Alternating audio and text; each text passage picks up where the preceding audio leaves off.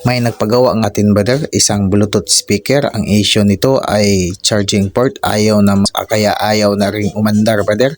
Kaya yan brother, atin ang tinis brother. Saan tayo kukuha ng negative at positive na input brother. Kaya yan brother, nakita natin brother. Okay na okay brother. Kaya ayan brother, atin ang hininang muna brother bago natin i-connect yung wire brother na input.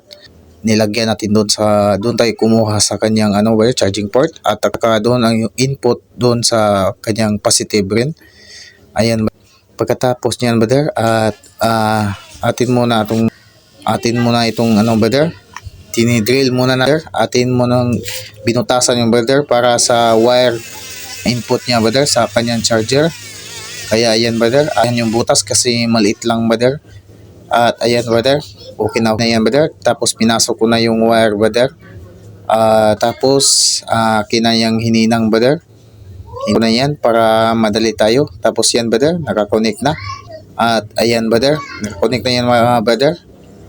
Ayan, pagkatapos tinis natin kung nagcha-charge. Hindi ba tayo napalpak dyan brother? Ayan brother, okay na okay yan brother. Tapos i-test muna natin brother kung on siya mga brother. Ayan. Ay, salamat sa Diyos, nag-on siya brother. Kani, makakwarta na po tani brother. Okay na okay brother. Thank you for watching.